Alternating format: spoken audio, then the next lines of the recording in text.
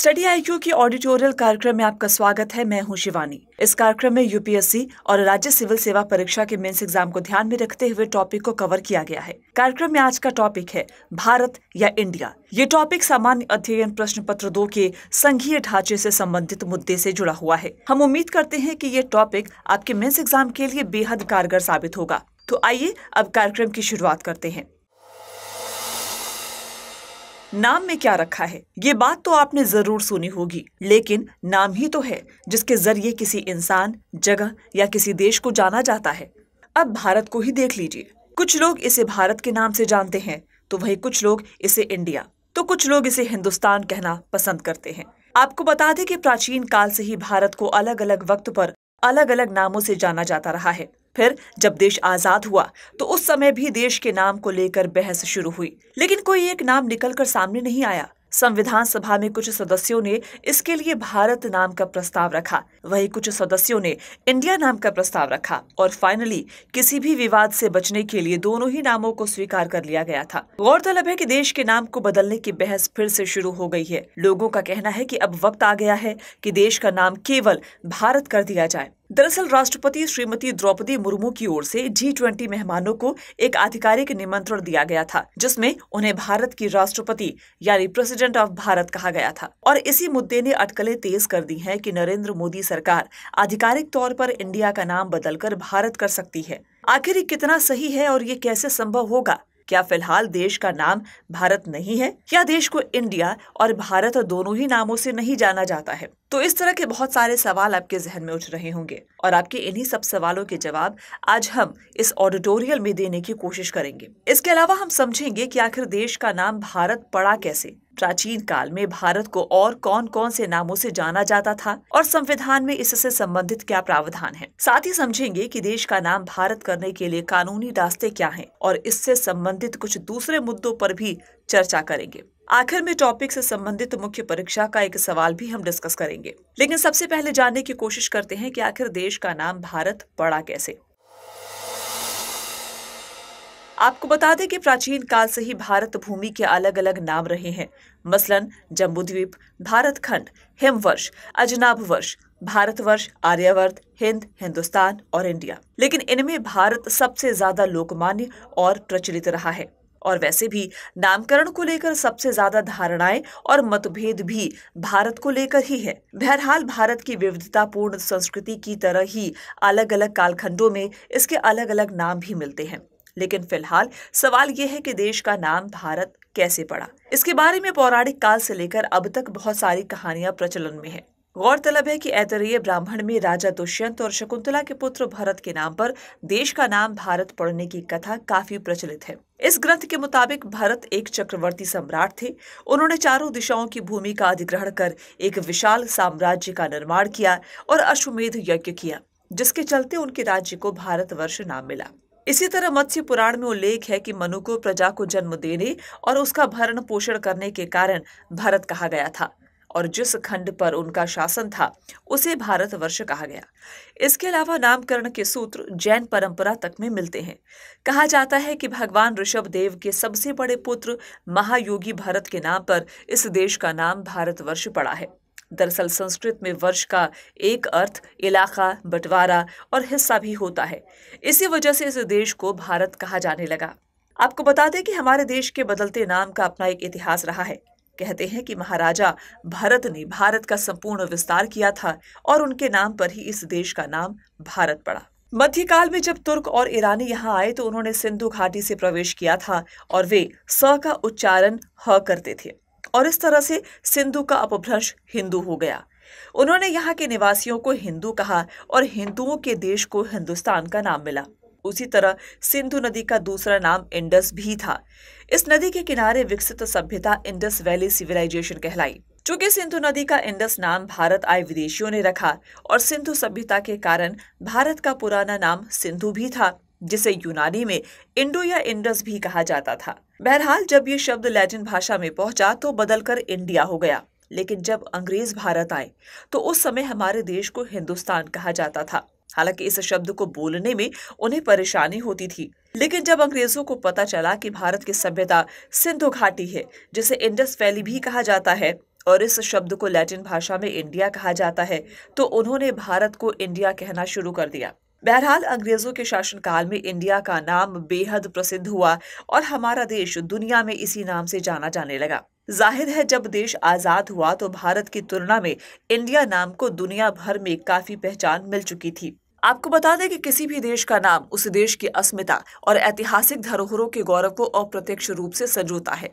वहां के नागरिकों को उसके इतिहास, संस्कृति और सभ्यता के प्रति गौरव की याद दिलाता है। जाहिर है, देश का नाम वहां के जनमानस की धारा में बहते इतिहास का अभिमान ही रहा है और इसके साथ किसी भी तरह का बदलाव अक्सर सियासी दंगल का मुद्दा बन जाता है।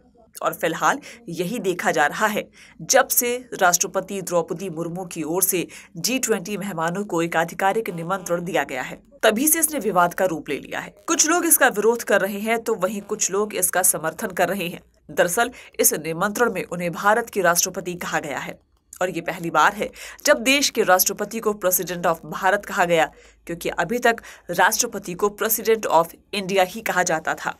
अब सवाल उठता है कि भारत के संविधान में देश के नाम को लेकर क्या कहा गया है। आपको बता दें कि हमारे देश के दो नाम हैं, पहला भारत और दूसरा इंडिया। भारतीय संविधान के आर्टिकल 1 में लिखा है, India that is Bharat union of states होगा, यानी इंडिया जो कि भारत है, राज्यों का संघ होगा। संविधान छूट देता है कि सरकार को गवर्नमेंट ऑफ इंडिया भी कहा या लिखा जा सकता है और गवर्नमेंट ऑफ भारत यानी भारत सरकार भी। बहरहाल दोनों ही नामों का इस्तेमाल देश की आजादी के बाद से होता रहा है। दरअसल देश के नाम को लेकर संविधान सभा में काफी विमर्श हुआ था और तब जाकर इन दोनों नामों को स्वीकार किया गया था और इन नामों को एक साथ स्वीकार करना आसान नहीं था। बहरहाल इस पर संविधान सभा में एक लंबी बहस चली थी। गौरतलब है कि आर्टिकल 1 पर पहली बहस 17 नवंबर 1948 को शुरू होनी थी, लेकिन गोविंद बल्लभ पंत के सुझाव पर इस चर्चा को बाद की तारीख के लिए स्थगित कर दिया गया था और फिर 17 सितंबर 1949 को डॉक्टर भीमराव अंबेडकर ने इस संबंध में अंतिम प्रावधान प्रस्तुत किया, जिसमें भारत और इंडिया दोनों शामिल थे। लेकिन संविधान सभा के कई सदस्य इंडिया के इस्तेमाल के खिलाफ थे। दरअसल इसे उन्होंने औपनिवेशिक अतीत की याद के रूप में देखा। आपको बता दें कि संविधान सभा में जबलपुर के सेठ गोविंद दास ने भारत नाम का समर्थन किया था। इसके अलावा कई सदस्यों की एक लोकप्रिय मांग ये भी थी कि इंडिया अंग्रेजी भाषा में भारत का विकल्प हो सकता है। उनका कहना था कि इंडिया दैट इज भारत किसी देश के नाम के लिए सुंदर शब्द नहीं हो सकता। बहरहाल हमें देश के नाम पर विचार करना चाहिए और इसी को देखते हुए हरि विष्णु कामथ ने आयरिश संविधान का उदाहरण देते हुए तर्क दिया कि इंडिया शब्द केवल भारत का अनुवाद है। उन्होंने कहा कि 1937 में पारित आयरिश संविधान में उसने अपना नाम बदल लिया था। आयरिश की फ्री स्टेट आधुनिक दुनिया के कुछ उन देशों में से एक था जिसने अपनी आजादी के बाद अपने नाम को बदल लिया था और उसके संविधान का आर्टिकल 4 नाम में परिवर्तन का जिक्र करता है। वहीं संयुक्त प्रांत के पहाड़ी जिलों का प्रतिनिधित्व करने वाले हरगोविंद पंत ने स्पष्ट किया कि उत्तरी भारत के लोग देश का नाम सिर्फ भारतवर्ष चाहते हैं और कुछ नहीं। पंत ने संविधान सभा में सवाल किया कि आखिर इंडिया शब्द में ऐसा क्या है जिसकी वजह से सदस्यों को इससे ज्यादा ही लगाव है। उन्होंने आगे कहा कि हमें पता होना चाहिए कि ये नाम हमारे देश को विदेशियों द्वारा दिया गया था, जो इस देश की समृद्धि के बारे में सुनकर इसके प्रति आकर्षित हुए और हमारे देश की संपत्ति हासिल करने के लिए हमसे हमारी आजादी छीन ली थी। यदि हम फिर भी इंडिया शब्द से चिपके रहते हैं तो ये केवल ये दिखाएगा कि हमें इस अपमानजनक शब्द से कोई शर्म नहीं है जो विदेशी शासकों द्वारा हम पर थोपा गया है। इसके अलावा सेठ गोविंद दास ने कहा कि विष्णु पुराण और ब्रह्म पुराण में भी भारत का उल्लेख किया गया है। यहाँ तक कि 7वीं सदी में भारत आए चीनी यात्री वेनसांग ने भी देश को भारत ही कहा था। उन्होंने अपने तर्क को आगे बढ़ाते हुए कहा कि अपने देश का नाम भारत रखकर हम कुछ भी ऐसा नहीं कर रहे हैं जो हमें आगे बढ़ने से रोकेगा। हमें वास्तव में अपने देश को ऐसा नाम देना चाहिए जो हमारे इतिहास और हमारी संस्कृति के अनुरूप हो। जबकि कामथ ने संभावित नामों के रूप में भारत या भारतवर्ष या भारत भूमि का सुझाव दिया, जो कि धर्म ग्रंथों से लिया गया है। बहरहाल डॉक्टर अंबेडकर ने सदन को कई बार याद दिलाया कि सभ्यता संबंधी बहस अनावश्यक है, क्योंकि भारत नाम का सदस्यों ने विरोध नहीं किया है। कामत के हस्तक्षेप के जवाब में उन्होंने कहा कि हम अभी इस बात पर चर्चा कर रहे हैं कि क्या इंडिया के बाद भारत शब्द आना चाहिए या नहीं। वहीं जब किशोरी मोहन त्रिपाठी ने विस्तार से बताया कि कैसे भारत शब्द हर किसी को भारत के अतीत के गौरव की याद दिलाता है, तो अंबेडकर ने पूछा कि क्या ये जरूरी है, और उसके बाद प्रस्ताव पारित कर दिया गया। प्रस्ताव पारित होने से पहले डॉक्टर अंबेडकर ने कहा कि अभी बहुत काम किया जाना बाकी है। इस तरह से देश के नाम को लेकर संविधान सभा में एक लंबी बहस का अंत हुआ और देश का नाम हो गया इंडिया, जो कि भारत है। उल्लेखनीय है कि आर्टिकल 1 को अपनाते समय संविधान सभा के सदस्य एच.वी. कामत ने भारत शब्द के इस्तेमाल को रेखांकित करते हुए एक संशोधन भी पेश किया था। वास्तव में उन्होंने एक बेहद सुखद अभिव्यक्ति के इस्तेमाल का आह्वान किया था। उन्होंने आर्टिकल 1 को संशोधित करते हुए लिखा कि देश का नाम भारत या अंग्रेजी भाषा में इंडिया होना चाहिए। हालांकि इस संशोधन को पारित नहीं किया गया। वैसे आपको बता दें कि संविधान में आर्टिकल 1 के अलावा कहीं भी भारत शब्द का उल्लेख नहीं किया गया है।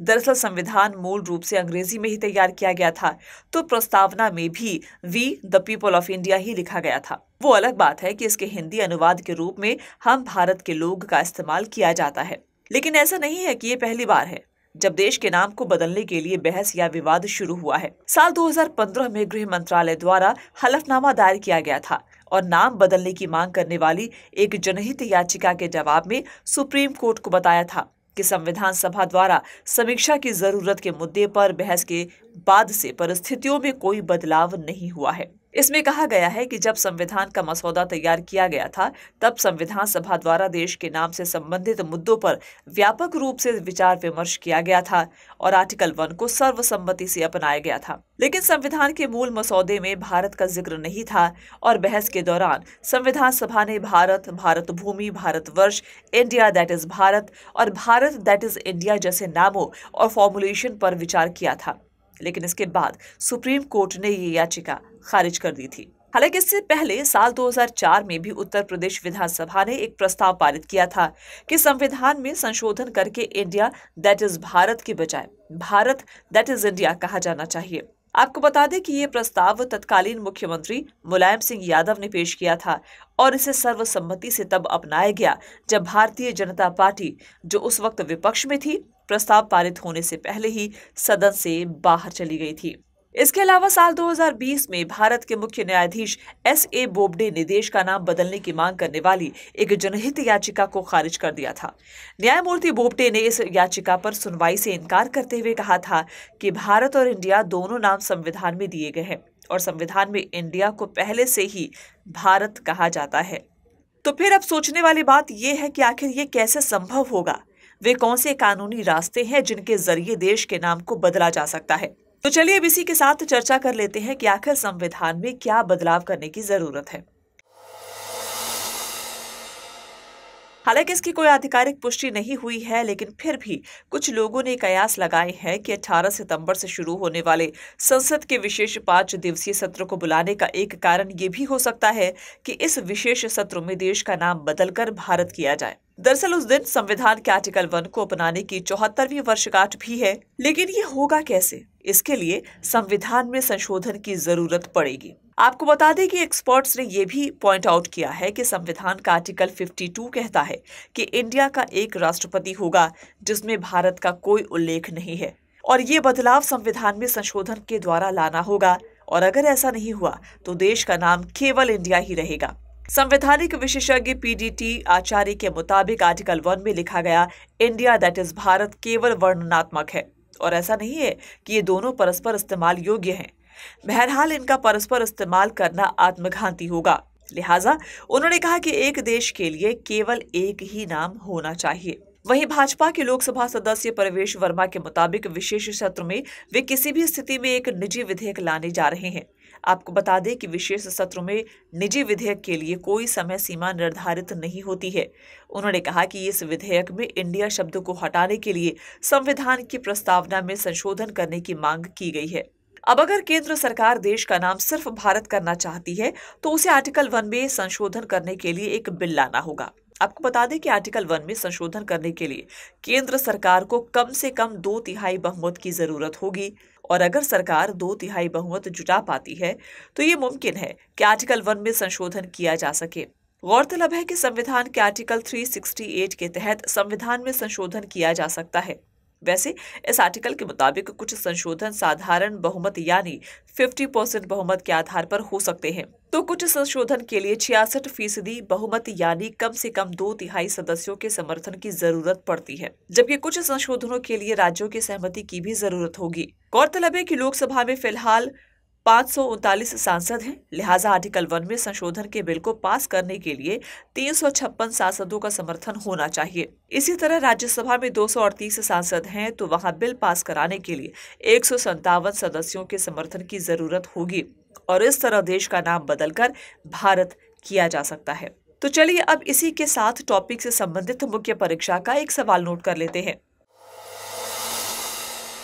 क्या अब वक्त आ गया है कि देश के नाम पर लगी हुई औपनिवेशिक छाप को मिटाया जाए और देश का नाम इंडिया की जगह भारत किया जाए? चर्चा कीजिए। उम्मीद है आज का ये टॉपिक आपके लिए आपकी परीक्षाओं के लिहाज से बेहद कारगर साबित होगा।